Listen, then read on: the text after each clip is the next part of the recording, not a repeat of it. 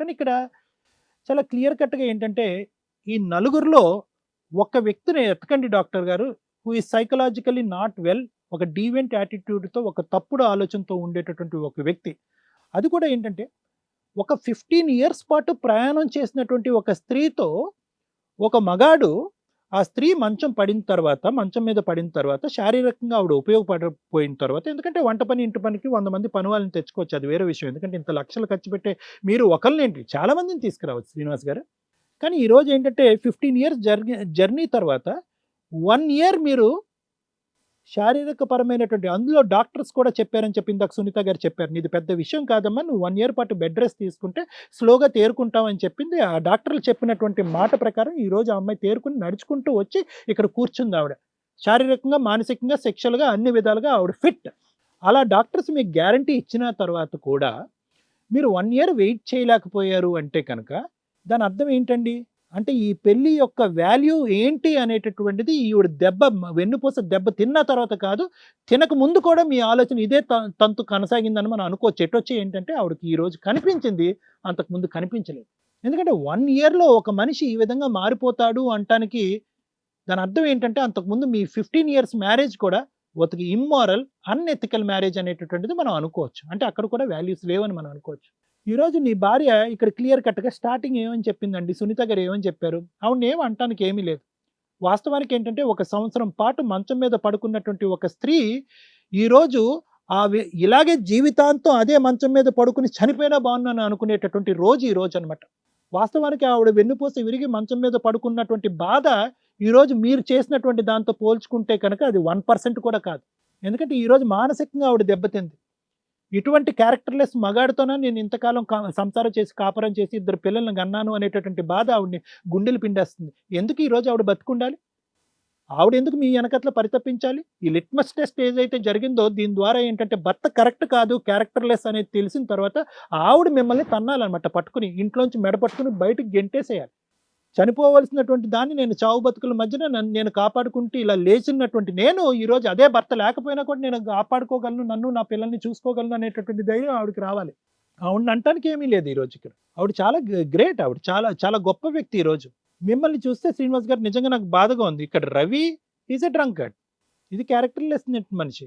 ఆవిడ ఎలా మాట్లాడుతుందో, అతని పక్కన కూర్చున్నటువంటి అతని భార్య ఎలా మాట్లాడుతుందో అనేది ఈరోజు మనం చూసాం. ఈరోజు ఇక్కడ ప్రేమ, గీమ, దోమ అంటూ ఏమీ లేవు. అలాంటి పెద్ద పదాలు మాట్లాడుకోవటానికి కూడా లేదు ఈరోజు. సింపుల్‌గా ఆవిడ వచ్చింది ఏంటంటే కనుక, డబ్బు, మీకు కావాల్సినటువంటి మీ కోరిక తీర్చడానికి రైట్ ప్లాట్‌ఫార్మ్ అనమాట. ఇది కరెక్ట్ ప్లాట్‌ఫార్మ్. ఒక మగాడు ఈ 1 ఇయర్ పాటు వంట వండకపోయినా కూడా బతకగలడు. ఏం చేయకపోయినా, పనులు చేయకపోయినా బతకగలడు కానీ, but at the end of the day శారీరకపరమైనటువంటి సంతృప్తి భార్య ఇవ్వకపోతే కనుక అతను బతకలేడు. కాబట్టి అది మనం ఇద్దాము. బ్యాక్‌గ్రౌండ్‌లో నువ్వు నిలబడరా బాబు, నువ్వు మొత్తం డబ్బులన్నీ వసూలు చేయి, నువ్వు ఇదేంటంటే ఇది పబ్లిక్ చేస్తావు అనేటటువంటి థ్రెట్ ఇయ్యి. అటువంటి మానసిక పరిస్థితులు తట్టుకునేటటువంటి పొజిషన్‌లో లేరు. ఎందుకంటే అది పరువు కలిగినటువంటి భార్యాభర్తల సంసారం కాబట్టి దాన్ని నువ్వు క్యాష్ చేయనేటప్పటికి ఇతను క్యాష్ చేసుకోవటం మొదలుపెట్టాడు. మీ కళ్ళు ఎప్పుడు తెరుచుకున్నాయి అంటే కనుక 5 లక్షల నుంచి ఇంకో 2 లక్షల దగ్గరికి పాక్కుని పోయేటప్పటికి అప్పుడు మీకు కళ్ళు తెరుచుకున్నాయి. ఈ ఇద్దరు క్యారెక్టర్స్ ఇక్కడ ఉన్నాయి కదా మేడం, ఈ Ravi, Lakshmi. These are very common characters. ఇవేంటంటే ఇవి కాన్స్ అంటూ ఉంటాం మనం. సైకలాజికల్‌గా కాన్స్ అంటూ ఉంటాం. అంటే కాన్స్ అంటే ఎవరంటే కనుక కాన్స్టెంట్‌గా, కంటిన్యూయస్‌గా మనుషుల్ని నమ్మించి వాళ్ళ యొక్క సిట్యుయేషన్‌ని అడ్వాంటేజ్ తీసుకొని మోసం చేసేటటువంటి కాన్ వుమెన్, కాన్ మ్యాన్ అంటూ ఉంటాం.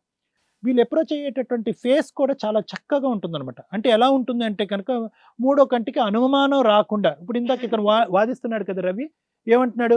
నా భార్య అలా చేసిందన్నది నాకు తెలీదండి, నాకు అలా చేసిందని నాకు తెలీదండి. ఇందాకటి నుంచి నేను రవి అమాయకుడేమో, ఇతను బహుశా ఏంటంటే ఇతనికి ఏమీ తెలియకుండా వీళ్ళంతా కూడా ఇతను కళ్ళు కప్పేసి ఇవన్నీ మోసం చేస్తున్నారేమో అని అనుకున్నాను. కానీ ఒక డౌట్ అయితే వచ్చింది.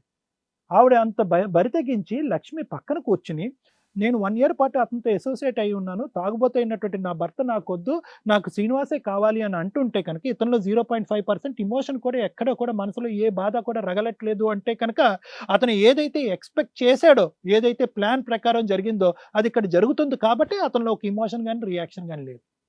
అదే విధంగా ఏంటంటే 5 సంవత్సరాల పాటు సంసారం చేసి, ఒక భార్యతో పాటు సంసారం చేసి, పిల్లల గురించి ఇటు అటు తిరుగుతున్నాను అని అంటున్నాడు. అదే భార్యతో వేరే మగాడు వచ్చి సంసారం చేస్తున్నప్పుడు ఆ మగాడిని నిలదీసి, నిందించి వాడి వైపు వేలెత్తి చూసేటటువంటి ప్రయత్నం కూడా ఇతను చేయట్లే.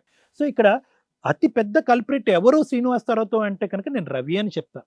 అతను తాగుడు వ్యసనం అనేటటువంటిది ఈ పరిస్థితికి తీసుకొచ్చిందంటే కనుక అది కూడా నేను మాట్లాడను. తాగుడు వ్యసనం తాగుడు అనేటటువంటిది ఏంటంటే ఏదో విధంగా డబ్బులు సంపాదించాలి అనేటటువంటి పరిస్థితిని అయితే ఖచ్చితంగా తీసుకొస్తుంది, కానీ ఒక భార్యని తాకట్టు పెట్టి అది వ్యాపారంగా చేసేటటువంటి పరిస్థితిని మాత్రం తాగుడు తీసుకురాదు. బహుశా ఇది వ్యసనం కాదు, ఇది వ్యాపారం. ఇంకా లక్ష్మి విషయానికి వస్తే కనుక బహుశా అలాంటి స్త్రీల గురించి ఎంత తక్కువ మాట్లాడితే అంత మంచిది. ఇక 2 కాంట్రాస్టింగ్ లేడీస్ ఉన్నారు. ఒక పక్కన సునీత, ఇంకో పక్క నుంచి లక్ష్మి. సునీత ఏమో వచ్చి ఎన్ని బాధలైనా పడి మానసికంగా తను చాలా స్ట్రెంగ్తన్ చేసుకుని ఈరోజు ఫైట్ బ్యాక్ చేసి ఈరోజు లేచి నడిచి తిరిగేటటువంటి పరిస్థితి ఆవిడ తెచ్చుకుంది. ఎందుకు? కేవలం ఏంటంటే ఎక్కువ కాలం నా పిల్లలకి నా భర్తకి నేను పని చేయకుండా ఉండకూడదు అనేటటువంటి దృక్పథం, ఆ మనోధైర్యం అనేటటువంటిది ఈరోజు ఆవిడని కాపాడింది. డాక్టర్లు ఇచ్చినటువంటి ట్రీట్మెంటో ఇంకోటో కాదు, ఆ దృక్పథం అలాంటిది. ఇక్కడే లక్ష్మి యొక్క ఆలోచన శైలి స్వార్థపూరితం అనమాట. కంప్లీట్గా సెల్ఫిష్ అండ్ కల్ప్రిట్ ఓరియంటెడ్ అనమాట. ఏదో విధంగా నా బ్రతుకు నేను చూసుకోవాలి, నా బ్రతుకు నేను కాపాడుకోవాలి, నా జీవితం నా సుఖాన్ని నేను చూసుకోవాలి అనేటటువంటి స్థాయి అనమాట. అయితే ఇక్కడ నేను ఫైనల్గా చెప్పేది ఒకే పాయింట్ మేడం. వీళ్ళిద్దరికీ ఏదైతే కనుక వీళ్ళు అగ్రిమెంట్లు రాశారో ఆ అగ్రిమెంట్లకి ఎంతవరకు లీగల్ వ్యాలిడిటీ ఉంటుంది అనేది లాయర్ అడ్వకేట్ మేడం చెప్పాలి. నెంబర్ 1. నెంబర్ 2 ఏంటంటే శ్రీనివాస్కి ఇది ఒక పెద్ద గుణపాఠం అనమాట. అంటే అసలైనటువంటి జీవితం ఏంటి, పెళ్లి నేర్పించినటువంటి వాల్యూస్ ఏంటి, భార్య యొక్క పవిత్రత ఏంటి, బయట ప్రపంచంలోంచి వచ్చేటటువంటి స్త్రీల యొక్క ఆలోచన ఏంటి. ఎందుకంటే ఈరోజు చాలా ప్రమాదకరమైనటువంటి అంచులో శ్రీనివాస్ గారు ఉన్నారు. ఎందుకు? ఈరోజు డబ్బులు అనేటటువంటి సబ్జెక్ట్ ఈరోజు లేకపోతే కనుక, అగ్రిమెంట్ అనేటటువంటి కాంట్రాక్ట్ లేకపోతే, అతని జేబులోంచి డబ్బులు విచ్చలవిడిగా వచ్చేటటువంటి పొజిషన్ ఉంటే కనుక ఈరోజు శ్రీనివాస్ మన దగ్గరికి ఎందుకు వస్తాడండి? రాడు. అతని దగ్గర ఇప్పుడు ఏంటంటే ఇక్కడ డబ్బులు ఇంకో 2 లక్షలు ఇచ్చేటటువంటి పరిస్థితి వచ్చింది కాబట్టి ఈరోజు ఇతను ఇది కథగా జీవితానికి వచ్చి అతను ఒక బాధపడుతున్నాడు.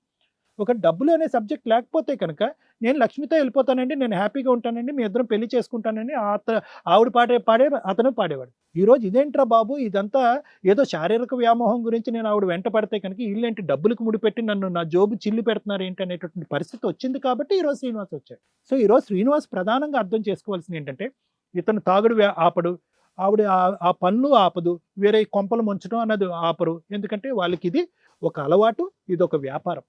ప్రధానంగా నేర్చుకోవాల్సింది ఏంటంటే మీరు నేర్చుకోవాలి.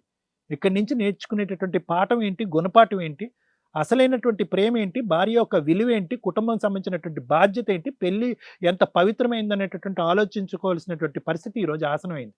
మీ 5 లక్షలు వస్తాయా, గోవిందా అవుతాయా అనేటటువంటిది భగవంతుడికి ఎరుక. దాని మీద ఎటువంటి లీగల్ బ్యాటిల్ చేయొచ్చు చేయలేమనేది లాయర్ మేడం చెప్తారు. Thank you sir. Ramya madam. అందరికీ నమస్కారం. నేనండి మీ శ్రీవాణి. హిట్ టీవీలో ప్రసారం అవుతున్నటువంటి ఇది కథ కాదు జీవితం కార్యక్రమానికి మీరు చూపించేటటువంటి ఆధారాభిమానాలకి మేము ఎప్పుడు కృతజ్ఞులై ఉంటాం. ఇది కథ కాదు జీవితంతో పాటు మీకు నచ్చినటువంటి కాంటెంట్ ని యూట్యూబ్ కంటే 1 వీక్ ముందుగా చూడాలి అంటే మీరు హిట్ టీవీ యాప్ లో చూడొచ్చు. దానికి మీరు చేయాల్సిందల్లా ప్లే స్టోర్ లేదా యాప్ స్టోర్ లోకి వెళ్ళి డౌన్లోడ్ చేసుకోవడమే, అది కూడా ఫ్రీగా. మేడం, యాక్చువల్గా ఈరోజు సొసైటీలో మనం చూస్తున్న చాలా కేసులకి ఈ ఇద్దరు స్త్రీలు ఒక ఎగ్జాంపుల్. ఏంటి వీళ్ళిద్దరిలో కామన్గా ఉన్నది అంటే నిస్సహాయ స్థితి.